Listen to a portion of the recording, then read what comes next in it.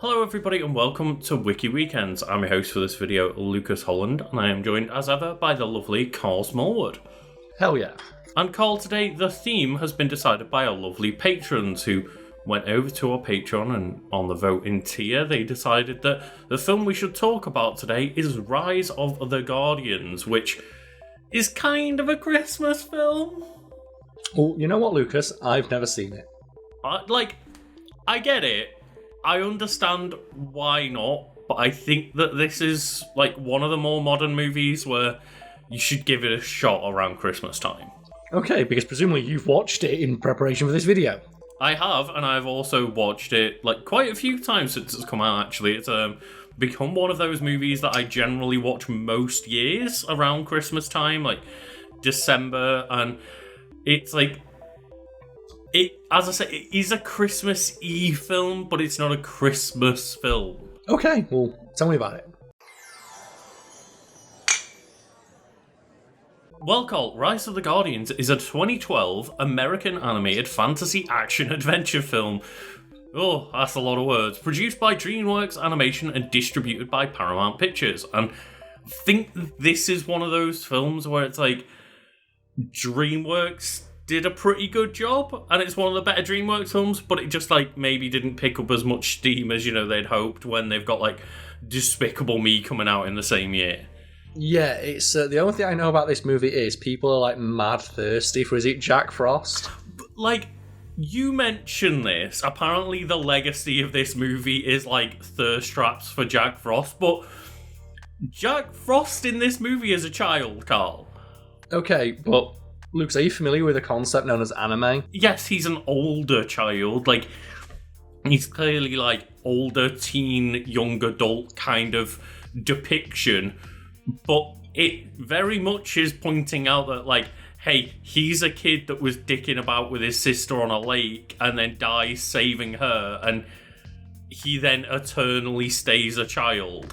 Do you want me to Google Jack Frost fan art, Lucas? And just send you some? Maybe it's worth Googling Jack Frost age in Rise of the Guardians. I'll find out, because that's the only thing I know about this movie is that Tumblr fucking loves Jack Frost.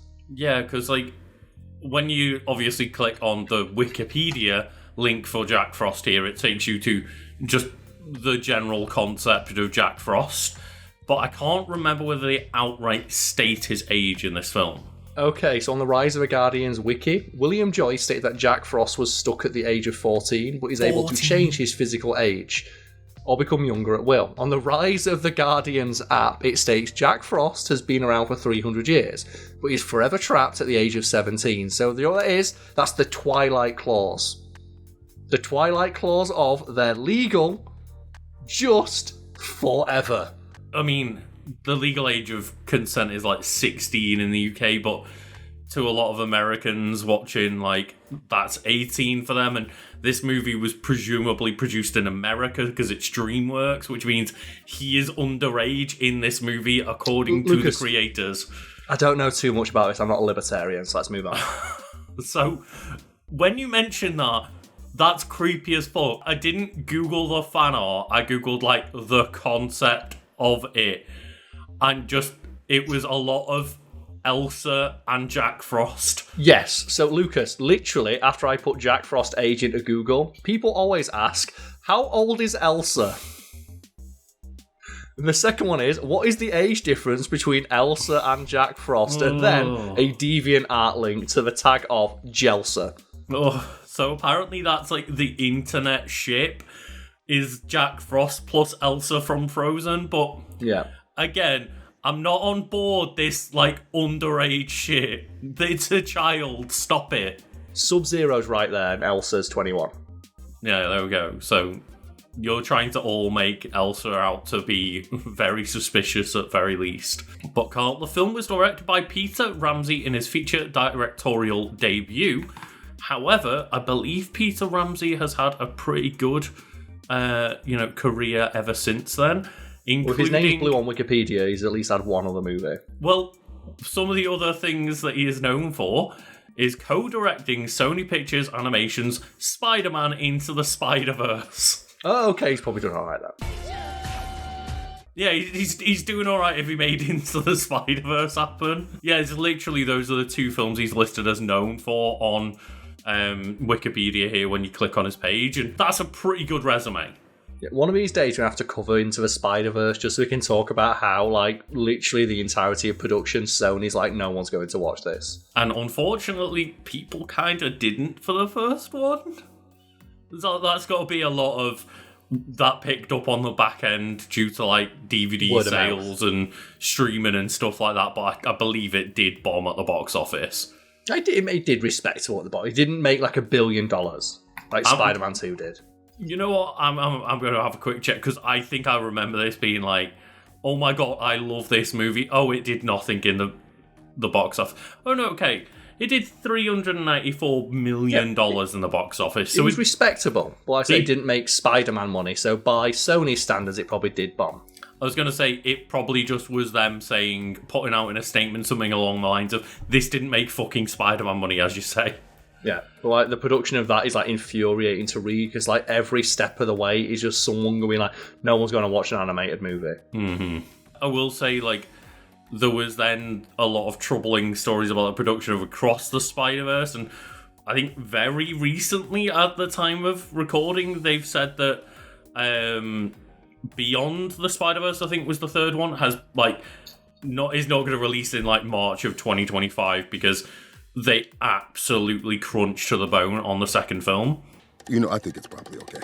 And I think people have kind of kicked back a little bit against that, and they've gone like, oh, yeah, okay.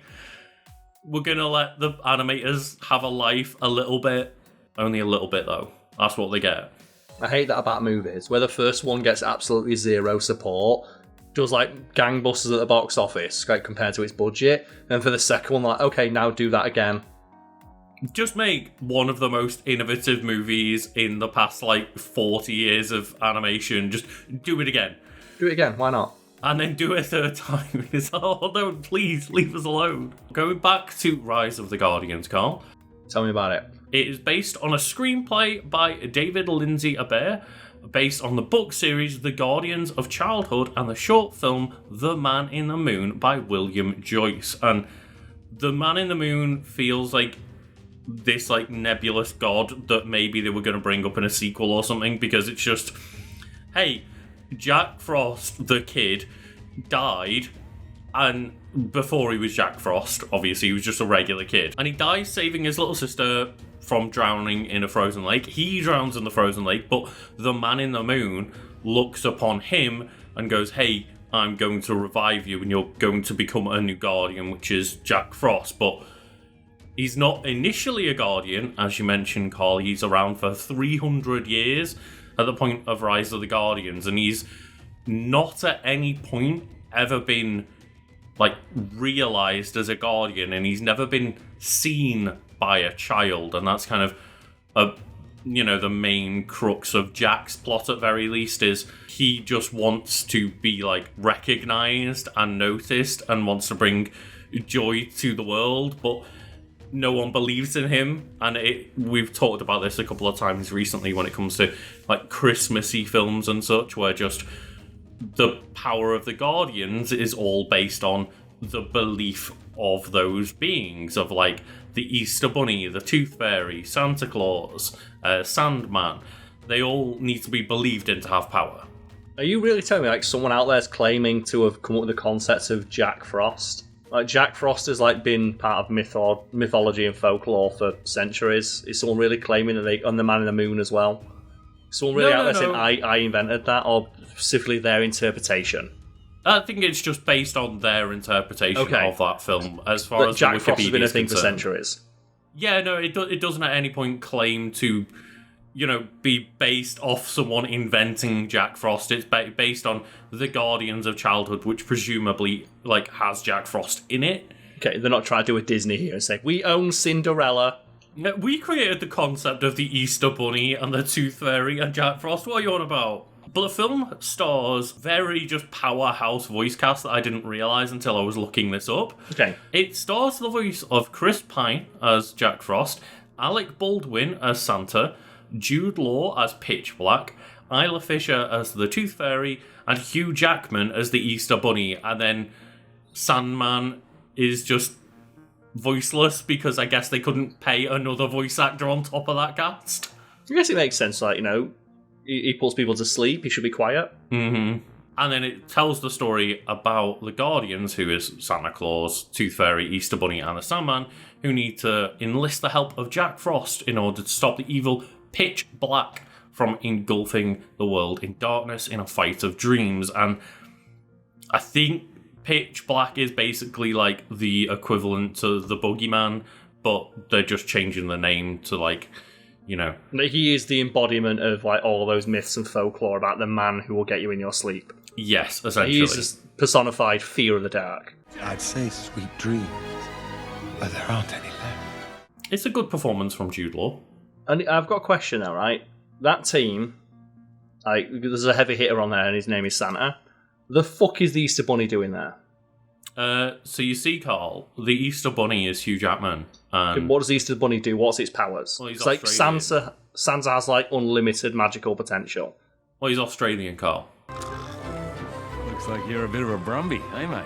What does the Easter Bunny do though? Well, I mean, one good power that the Easter Bunny does show in this film is that he can kind of summon a rabbit hole anywhere in the world to teleport to anywhere else. My warrant, my rules. Buckle up. Shostakovich. Okay, but Santa can also go anywhere in the world at any time. Maybe not as quick, but... I do think that it's one of those where maybe the power sets of these Guardians wasn't fully thought out. There's a reason that they need 4 Guardians plus Jack Frost just to take out Pitch Black. They don't have, like, the most OP power set or anything. It's like, you're looking at, who the fuck's this goober? It's like, why does, like, the Easter Bunny think they're part of the team? Basically, they are powerful because a lot of kids believe in them, right? And then there's a point in the movie where the Easter Bunny is down to one kid. Literally one kid believes in the Easter Bunny. That's the Easter Bunny? Now somebody sees me. I mean, where were you about an hour ago, mate? What happened to him? He used to be huge and cool, and now he's cute.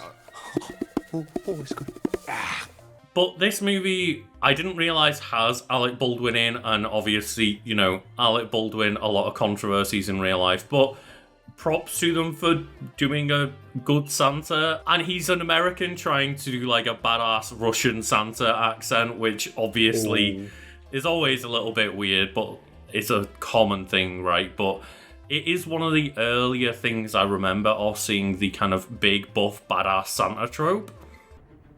Dingle, make preparations. We are going to have company. He does a good enough job where I didn't realise it was Alec Baldwin. But yeah, it's always a little bit weird when it is that case, right? Of just, could you not just either not do the accent or get someone of like Russian descent or Eastern European Also, at we very could just do a least? good accent. Because there's nothing more embarrassing when an actor thinks they can do an accent and they can't. Just how many Marvel heroes have we had in the MCU and things like X-Men as well, where they've originated with an accent and then a movie down the line, they're like, oh, that was a bad idea. It becomes obvious that the actor cannot do an accent to save their life. A couple of examples being Scarlet Witch in the MCU and Storm in the X-Men games. The X-Men films, played by Halle Berry, where just she goes from having the most amount of accent to just give it up. Of course, you know how the government will respond. They'll reintroduce the Registration Act. She couldn't even do like a vaguely African accent. Not very well, anyway. No. Do you know what happens to a toad when it's struck by lightning? The same thing that happens to everything else. Rise of the Guardians premiered at the Mill Valley Film Festival on October 10th, 2012, and was theatrically released in the US on November 21st.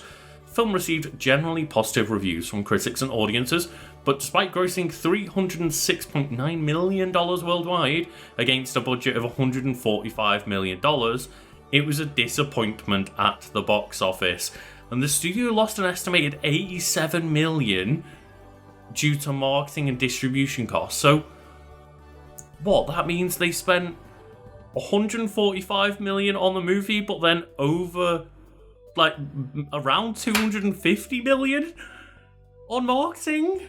Well, usually ever marketing for a big tentpole movie, it's just double the budget. Yeah, but then they went and spent, an extra 100 million on top of that, double the budget? Yeah, because the executive needs to get paid. God, that's a lot on marketing and distribution, and it didn't pay off because they didn't get paid, Carl. They lost $87 million. That did its job, right? It got $306.9 million on a $145 million budget. Like, most of the time, that'd be like, okay, we made a bit of money on that one. It's a good enough movie to have made a profit, but they just, they fucked it. Maybe spend $50 million less advertising it.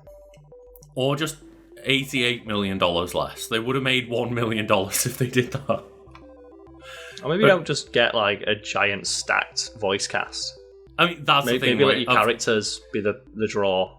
Of that $145 million, how much of it just went on those 5 big voice actors? Is Alec Baldwin that big a draw for kids? Do kids like Alec Baldwin? I know his daughter doesn't. Yeah, his daughter really shouldn't anyway, I hope. Yeah, I mean, like, he does a good job. He is, like, one of the better renditions of Santa that I remember. So I can't knock him for this performance either, but yeah, as you say, did anyone who was under the age of 12 really look at the voice cast and go, oh man, Isla Fish is the Tooth Fairy, or Hugh Jackman's the Easter Bunny, I need to go see this film? Yep. Like, oh, Chris Pine. That huge... Well, to be fair, Chris Pine's a huge draw for, like, preteen girls. Well, Jack Frost certainly is, apparently. I imagine like there's a lot of young girls who have, like, crush on Chris Pine. He's a very handsome man.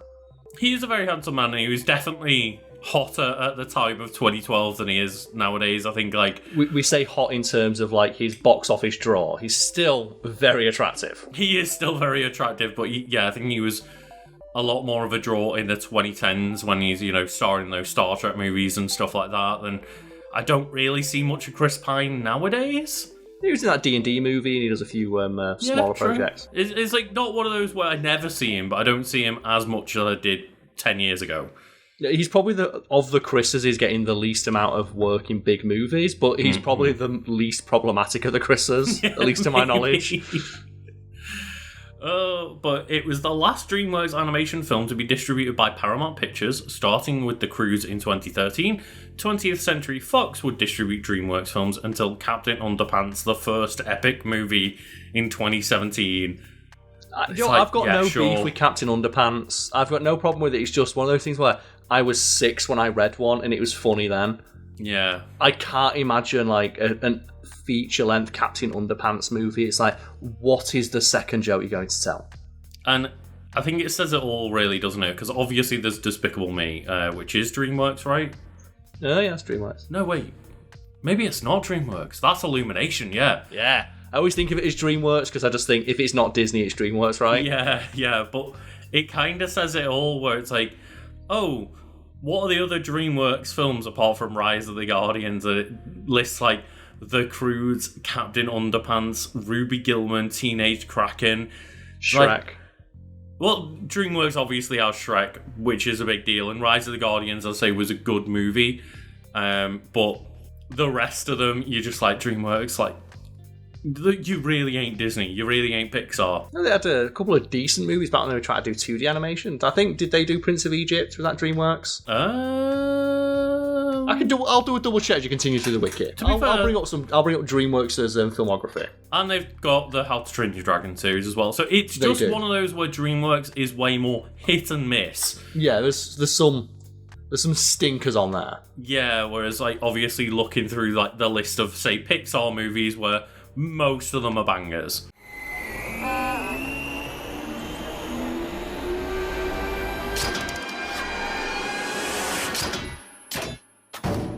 Lucas, the first movie they released was Ants. Yeah, because... Do you remember Ants with Cillian Murphy? Wait, Cillian Murphy's in Ants? No, it's just the ant looks like him. Oh, God. The ant looks like Cillian Murphy. He's just got cheekbones, okay? Ants, speaking of films with a great draw for kids, Woody Allen. Yeah. To be fair, probably dating some of the audience, speaking of dating a 14-year-old. Oh, God, yeah. They did do Prince of Egypt as well. Okay, they did do Prince of Egypt fucking whips ass. It's great. Yeah, and again, a lot of hit and miss projects from DreamWorks, and there is something to do with, like, Ants being the reason that they split from Disney and went and made DreamWorks. I can't remember the exact story. I'm sure we'll get into it at one point, but yeah, like DreamWorks was founded because the idea of ants happened, and then there was like Ants and a Bug Life, and they claimed that they like stole their idea or some shit. Get off the stage, you old hack! I demand to know who said that! How dare you! It's all just very much like, your basic plot. Like, they come together, they defeat the bad guy, Sandman's fine, and everyone lives happily ever after. Except for everyone hoping for a sequel. Yeah. And that is kind of like, the biggest problem with this, right, is just, again, it made a lot of money, but it didn't make a lot of money compared to, like, the marketing. Yes, which is always an issue. Mm-hmm. Right, just movie studios having an inflated sense or opinion of how popular something should be. It's like sometimes you can be okay with just a mid-level success. Like, did you really need, box office dynamite? Yeah. Alec Baldwin in there? I don't necessarily think that, like, is a good or bad thing, because, again, they've put in good performances. Like, all of the cast are good in this movie, but yeah, I just don't really understand, like, why you necessarily need such an inflated budget for what seems like not a guaranteed success. Yeah. And it does say in the Wikipedia that there was a possible sequel, but after the release of the film, the creators of Rise of the Guardians expressed hope that the strong average grade of A given to the film by audience surveyed by CinemaScore, which is just completely useless. Yeah, like, who cares if people liked it or not? Did it make money? Yeah, it says an enthusiastic word of mouth would hopefully gather support for the chance to make a sequel or two. I'm sorry, Tumblr doesn't sell movies. I don't know whether that's true. Okay, there's only so many things that Tumblr can keep afloat, and this wasn't one of them. It says author and co-producer of the series, William Joyce, also mentioned in March 2013 he was still in talks about a sequel with DreamWorks Animation, but obviously... Of course he is, right? I love when they ask people this, hey, would you like to make money again? It's like, of course I would. It says here, quote, there is something that we are proposing that we hope they will want to do, and spoilers, we're recording this 11 years after that quote, and nothing's happened. They're too busy making Shrek 5 and that unnamed donkey spin-off. Oh, they're doing a donkey spin. To be fair, well, the Puss in Boots one did okay. I was gonna say, to be fair, I'm cynical about like, oh no, they're making a donkey spin-off, but that latest Puss in Boots movie was apparently awesome. Yeah. So yeah, I mean, props to DreamWorks for dropping the last wish. All you need to do is right at the end of the movie, of like the new Shrek movie. It's just like it's the dark scene of like Shrek walking in, and just Jack Frost comes over and let's tell you about the Guardians Initiative. And that's how you bring him back in. And then what the sequel's called is Shrek Super Slam.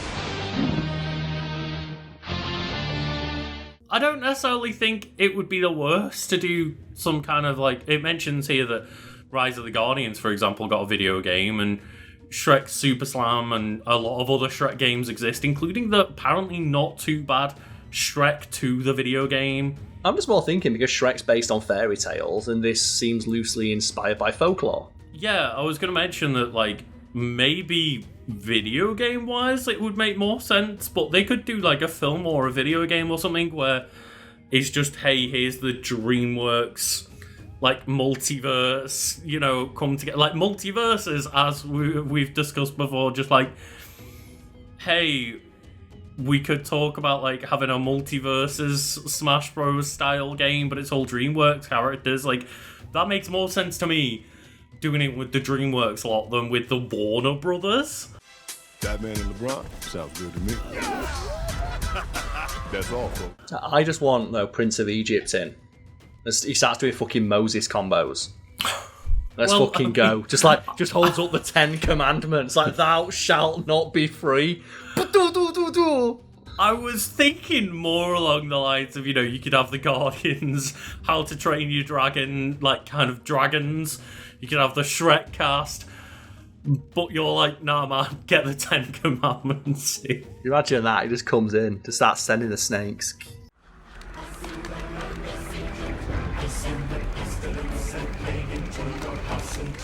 If you go here, DreamWorks also has a Madagascar, Kung Fu Panda, and the Trolls franchises. Like, put all of them together, that'd make a pretty fun fighting game, I reckon. It would, yeah. And then they say like put Moses in just because I want the stage. You have the stage where like the sea like separates and like another portion of the stage comes underneath. Lucas, you don't know how right you are. Because was that like Fight of Gods game where it's like got Jesus fighting Guan Yu in it? No, but okay. Moses is a character, and on the Moses stage, it's in the middle of the Red Sea. Oh, really? Parted in the Red Sea, yeah, and there's like whales and shit in the background. And like he carries the 10 Commandments on his back and beats the fuck out of people with it. Oh, I didn't even think, Carl, you could have the ants from Ants in it. Oh, God, no. You can put Woody Allen in a Smash Bros. Game. Bring Woody Allen back so I can beat up Woody Allen. Oh, but yeah, I wonder what this video game is. Is a 3D beat-em-up where the player travels through each of the worlds, Burgess, the North Pole, Bunnymund Valley, the Tooth Palace, and Sandman Ship, to fight Pitcher's army of nightmares. The player can switch between all 5 Guardians at the time and freely customize their powers. They learn new special abilities as they level up, and it features up to 4-player gameplay, which I get because 4 players the standard, but there's 5 Guardians that you can switch between. It's 4 players. If they don't pose like the fucking Ginyu Force when you select them, what's the point? Oh man, snap picture in it. Moses comes in. It's like, you know his wind quote's going to be like, his like battle quote's going to be let my people go, right? That's got to be like, do you know like the opening thing where they always have like their pre-battle banter? It's going to be, let my people go. It would be fantastic to just see like the beatdown from Moses on like Puss in Boots or something. Can you just imagine like fucking just aerial cancelling with the 10 Commandments? the finisher where they just separate people. And I don't mean like a crowd of people. I mean just like imagine the ant Woody Allen from Ants. I don't know what the character's name is, but let's just say it's actually fucking Woody Allen. And he just separates him in half. Just pure fatality. That's how you do it, man. That's how you separate it from all those other like Smash clones. Just put violence in. Because don't forget there's that scene in Ants where like, you know, Woody Allen ant goes back to the hive and they're all like, there's all the ants torn apart and he goes and talks to like the big buff ant.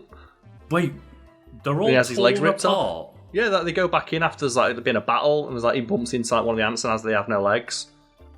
Oh, I didn't realise it was like actual fatalities in the Ants movie. They do. You don't see anything, but he goes up and there's like I forget who he plays. Like there's the big buff friendly ant that's his mate, and he's got no legs. I know you're gonna make it. Just take deep breaths, Scott, because I'm gonna try and find your body. It's bound to be out there somewhere. Bug's life is way more relevant because it's like, you know, the villain is Kevin Spacey who tells you not to unionize. It's like, fuck you, Kevin Spacey, we're going to unionize.